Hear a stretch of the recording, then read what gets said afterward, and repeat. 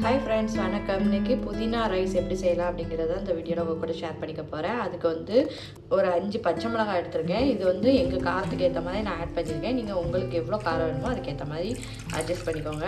அதுக்கப்புறம் ஒரு 2 கைப்பிடி அளவுக்கு புதினா இலை எடுத்துக்கிட போகிறோம்.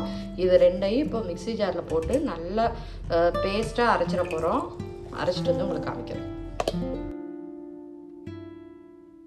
இப்போ ஒரு கடாயில் வந்து கொஞ்சம் எண்ணெய் விட்டாச்சு. எண்ணெய் ஹீட் ஆன உடனே கடுகு, உளுந்து, கடலைப்பருப்பு இதை போட்டு கொஞ்சம் வெடிக்க விட்டுறலாம். இது கொஞ்சம் நல்லா பொரியட்டும். பொரிஞ்சதுக்கப்புறமா பார்க்கலாம். இப்போ வந்து பார்த்திங்கன்னா கடுகு வந்து நல்லா வெடிக்க ஆரம்பிச்சிட்டு நம்ம போட்ட கடலைப்பருப்பு லைட்டாக செவக்க ஆரம்பிச்சிட்டு இப்போ வந்து முந்திரி பருப்பு நம்மளுக்கு வேணுங்கிற அளவுக்கு ஆட் பண்ணிக்கலாம். அதே மாதிரி கொஞ்சமாக வந்து வேர்க்கடலை ஆட் பண்ணிக்கோங்க. இப்போ இதுவும் வந்து கொஞ்சம் நல்லா பொரியட்டும். இப்போ வந்து நம்ம போட்டது எல்லாமே பொரிஞ்சதுக்கப்புறமா ஒரு பல்லாரி வெங்காயத்தை நீல வாக்கில் கட் பண்ணி வச்சுருக்கேன். அதையும் அதுக்கப்புறம் கருவேப்பிலையும் நம்ம ஆட் பண்ணிக்கிட போகிறோம். ஆட் பண்ணி இப்போ இதையும் வந்து வெங்காயத்தையும் வந்து பார்த்திங்கன்னா நல்லா வந்து செவக்க வதக்கிடணும். கொஞ்சம் நல்லா வதங்கிட்டு நம்ம பார்க்கலாம். இப்போ வந்து பார்த்திங்கன்னா வெங்காயம் வந்து நல்லா வதங்கிடுச்சு. இப்போ இதுக்கு வந்து ஒரு அரை ஸ்பூன் அளவுக்கு இஞ்சி பூண்டு பேஸ்ட்டு சேர்த்துக்கோங்க. அதோட பச்சை வாசனை போகிற அளவுக்கு நல்லா வதக்கிக்கலாம். இப்போ வந்து பார்த்திங்கன்னா இதோட பச்சை வாசனை நல்லா மாறிடுச்சு. இப்போ இதில் கொஞ்சமாக வந்து மஞ்சள் தூள் ஆட் பண்ணிக்கலாம்.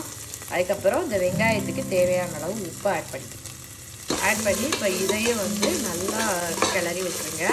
இப்போது நம்ம அரைச்சி வச்சுருக்க புதினா பேஸ்ட்டை வந்து இப்போ இதில் ஆட் பண்ணிடலாம். இப்போ இதில் அந்த புதினா பேஸ்ட்டையும் ஆட் பண்ணிவிட்டு இப்போ அந்த மிக்ஸி ஜாரில் கொஞ்சமாக ஒட்டிகிட்டு இருக்கிறதுல கொஞ்சம் தண்ணி, கொஞ்சமாக ஒரு 1/4 டம்ளர் அளவுக்கு மட்டும் தண்ணி விட்டு அதை அலசி அதையும் சேர்த்து நம்ம இதில் ஊற்றிடலாம்.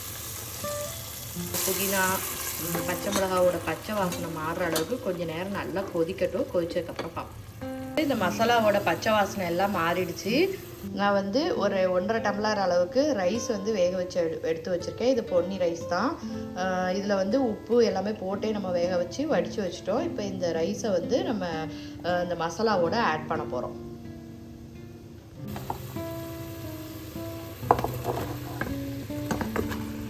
இப்போ ரைஸை வந்து சேர்த்தாச்சு. இப்போ இதை கலந்து விட போகிறோம். இப்போ இதை நல்லா அந்த மசாலாவோட கலந்து விட்டுற வேண்டியது, அவ்வளோதான். சூப்பராக வந்து நம்மளுக்கு புதினா ரைஸ் ரெடி ஆயிடுச்சு. இது ஸ்கூலுக்கெலாம் வந்து நீங்கள் பிள்ளைங்களுக்கு லஞ்ச் பாக்ஸுக்கு கூட கொடுத்து விடலாம். செம்ம டேஸ்ட்டாக இருக்கும்.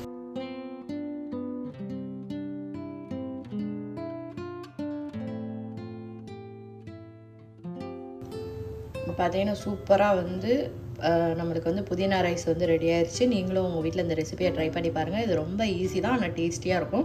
ட்ரை பண்ணி பார்த்துட்டு எப்படி இருக்குன்னு எனக்கு கமெண்ட்ஸில் சொல்லுங்கள். ஓகே ஃப்ரெண்ட்ஸ், நெக்ஸ்ட் வீடியோவில் பார்க்கலாம். பாய்.